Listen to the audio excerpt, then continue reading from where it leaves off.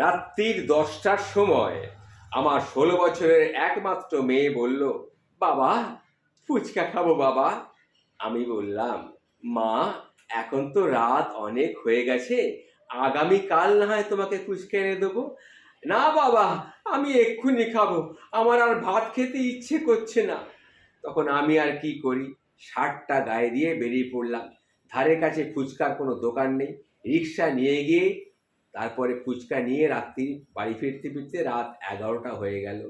এটা দেখে মেয়ের মা খুব রাগারাগি করতে আরম্ভ করলো। এত রাগে, এত রাতে কেন সে আমাকে বাইরে পাঠিয়েছে, এই নিয়ে সে মেয়েকে খুব বকাবকি করতে লাগলো। মা যত রাগে, মেয়ে তত হাসে। আমি নিজে হাতে মেয়েকে ফুচকা খাইয়ে তারপরে মেয়েকে ঘুমোতে পাঠালাম। মেয়েদের যত সব আবদার দেখবেন লক্ষ্য করে, সব বাবার কাছে থাকে। মাকে সে কিছু বলবে না, প্রায় প্রতিদিনই সে কোনো না কোনো আবদার নিয়ে তাই বাবার কাছেই হাজির হয়। মেয়ে যদি কোনোদিন আবদার না করে, ভয় হয় মেয়ের কিছু হলো না তো আবার। পৌষ মাসের শীতের রাতে মেয়ে বলল আমাকে, বাবা আইসক্রিম খাবো বাবা। এ কথা শুনেই মেয়ের মা আবার রাগারাগি শুরু করলো। এমন ধিঙ্গি মেয়ে রাতের বেলায় বাবাকে আইসক্রিম আনতে পাঠায়, তাও এই শীতের রাতে? এই মেয়ের ভবিষ্যৎ জীবন তো ভয়াবহ। আমি আইসক্রিম কিনে রাত্রিবেলা আবার বাড়ি ফিরে এসে দেখলাম সমস্ত একটা গোল মিটিং বসে গেছে। সভাপতি হচ্ছে মেয়ের মা, সহসভাপতি মেয়ের দাদি, সভাপতি মেয়েকে গালাগাল করছে, সহসভাপতি তাকে সমর্থন করছে। মেয়ে কিন্তু নির্বিকার।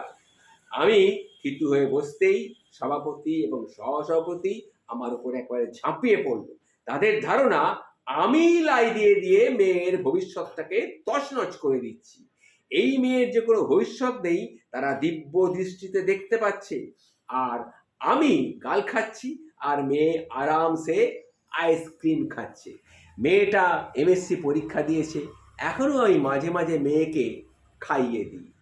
মেয়ের মায়ের এতে প্রচণ্ড রাগ হয়, তার ধারণা আল্লাহ দিয়ে দিয়ে আমি মেয়েকে মাথায় তুলছি।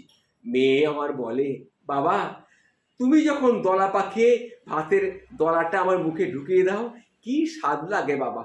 আমি দলা পাকিয়ে না দিলে তার নাকি ভাত পেট দিয়ে মুখ দিয়ে পেটে যায়ই না, তার স্বাদও লাগে না। একদিন মা আমাকে বললেন, বাবা তোর মেয়ে বড় হয়ে গেছে, এটা তুই ভুলে যাচ্ছিস।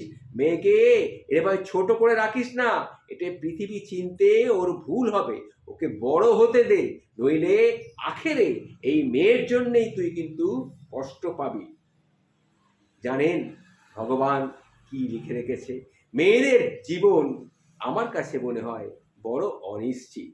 তাই আমি কি করে মাকে বোঝাই যে মেয়ের জন্যে রাতের বেলা ফুচকা কিংবা আইসক্রিম আনতে যাওয়ার মাঝে আমার সেরকম পরিশ্রম লাগে না। একজন বাবার কাছে এটা অত্যন্ত আনন্দেরও ব্যাপার। মেয়েকে খাওয়াতে পারলেই আমার তৃপ্তি। তাই মেয়ের মুখে যখন আমি দলা পাকিয়ে ভাতটা মেয়ের মুখে ঢুকিয়ে দিই, যে সুখ আমি পাই সেই সুখ আর পৃথিবীতে কোথাও পাই না। একজন মেয়ে তার বাবার কাছে যে অধিকার নিয়ে কিছু চাইতে পারে, পৃথিবীর আর কারো কাছে সেই অধিকার কিন্তু সে ফলাতে পারে না। এমনকি ভাই বা স্বামীর কাছেও নয়। কোনো বাবার কাছে তার মেয়ে কোনোদিন বড় হয় না। পৃথিবীর নিকৃষ্টতম মানুষটাও তার মেয়ের কাছে ভালো বাবা। আমি সবসময় চেষ্টা করি আমার মেয়ের কাছে অতৃপ্ত বলে যেন কিছু না থাকে। সে যা চায় সে যেন তাই পায়। গিন্নি বলে, যেসব মেয়ে বাবার কাছে যা চায় তাই পায়, সেই সব মেয়েই কিন্তু জীবনে বেশি কষ্ট পায়। তারা সব কিছু সহজে পেয়ে যায় বলে শ্বশুরবাড়িতে গিয়েও লোকজনের কাছে সেটা আশা করে, কিন্তু সেটা পায় না, ফলে তাদেরকে অনেক কষ্ট ভোগ করতে হয়। বেশিরভাগ শ্বশুরবাড়ির লোকজন তা মেনেও নিতে চায় না। বেশিরভাগ মেয়ের জন্য শ্বশুরবাড়ির লোকজন ইচ্ছে করে খারাপ ব্যবহার করে। স্বামী যদি খারাপ হয় তাহলে তো আরও গণ্ডগোল। শ্বশুরবাড়ি একটা মেয়ের জন্যে বেহেশত হতে পারে, আবার দোখজ হতে পারে। গিন্নিকে কি করে আমি বোঝাই একটা মেয়ে তার মা বাবার কাছে থেকে তার ইচ্ছে পূরণ করতে যদি না পারে, স্বামীর কাছে তার কি মূল্য থাকে বলতো? তার মতো অভাগার কে আছে? মেয়ে আমার বড় হয়ে যাচ্ছে, তাই মেয়েকে এইবার আমাকে তার বিয়ে দিতে হবে, তার বিয়ের চিন্তা করতে হবে। সুতরাং আস্তে আস্তে আমি আমার আবেগকে, আমার উচ্ছ্বাসকে একটু কমের দিকে নিয়ে আসার চেষ্টা করি। সে তার নিজের পৃথিবী আস্তে আস্তে তৈরি করে নিচ্ছে, এটা আমি বুঝতে পারি। অনেক পরিবারে মেয়েদের উচ্ছ্বাস প্রকাশ করাটাকেও অপরাধ বলে বিবেচনা করা হয়। মনে হচ্ছে মেয়েই যত বড় হচ্ছে, বাবাকে সে ততই পর করে দিচ্ছে। আসলে কিন্তু তা নয়, তা নয় বন্ধু, তা নয়। মেয়েটা আমার আজ আস্তে আস্তে বড়ই হয়ে যাচ্ছে। মেয়ে আর কদিন বাদে শ্বশুর বাড়ি চলে যাবে।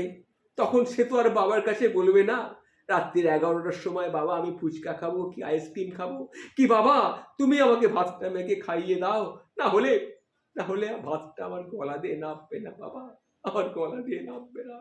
আমি আমি কি করব?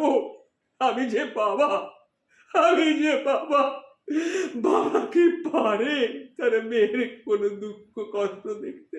পারে না, পারে না, পারে না।